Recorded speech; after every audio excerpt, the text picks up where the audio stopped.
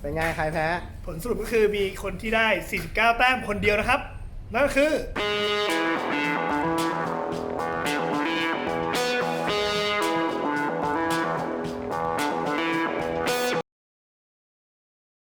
ต่อไปก็คือขั้นตอนการจับฉลากนะครับ ทุกคนได้จับ1ใบในนี้แล้วจะมีเขียนเลขอยู่ว่าปืนนั้นคือปืนอะไรใช้ปืนนั้นยิงแข่งโอเคไหม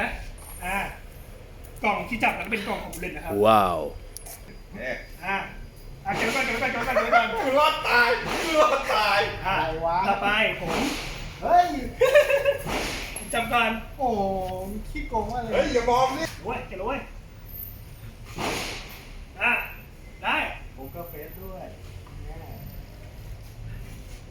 ที่เหลือไปนัดไม่รู้ว่าเป็นอะไรเหมือนกันอันนี้ของนัดที่เหลือสุดท้ายรู้แค่ของตัวเองนี่ของนัดสุดท้ายอะไรโชว์17ครับ17แล้วก็34โอเคของผมได้19จ้าดี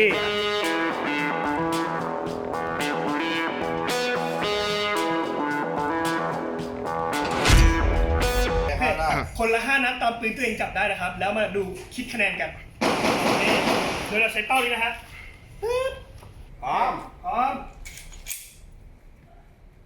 เริ่มยิง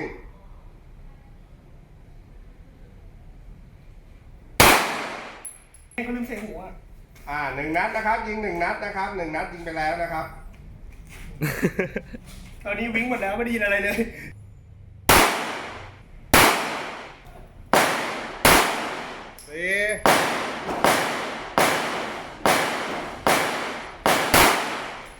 ไปพี่ตั้มนะครับครับเดี๋ยวผมขอบรรจุ5 นัดนะครับ125เกณฑ์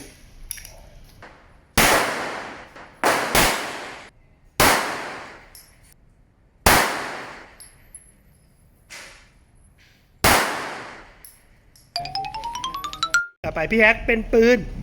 34เอเจนซี่นะครับเสียเปรียบสุดเลยโอเคหูตาเรียบร้อยนะครับ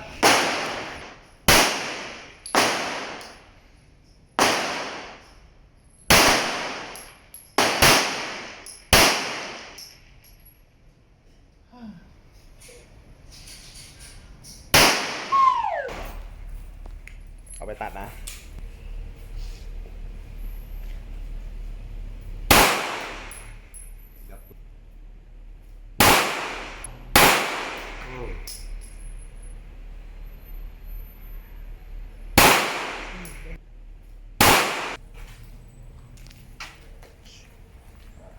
คนที่ใช้ทานโฟมมาตลอดเป็นไงบ้างชอบครับกระบอกนี้โดนใจขายทานโฟมไหม เป็นไงใครแพ้ผลสรุปก็คือมีคนที่ได้ 49 แต้มคนเดียวนะครับ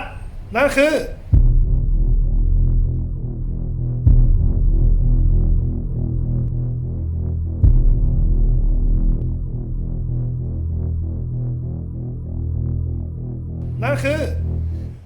ผมเอง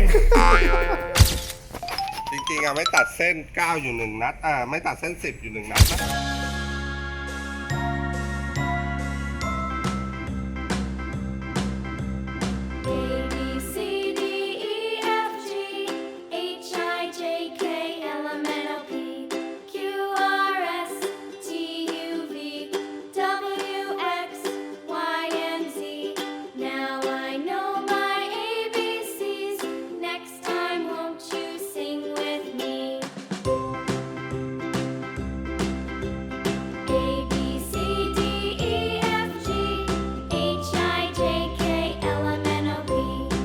ว่ากลุ่มของปืนทุกปืนเนี่ยจริงๆแล้วไม่เกี่ยวว่าปืนขนาดไหนเลย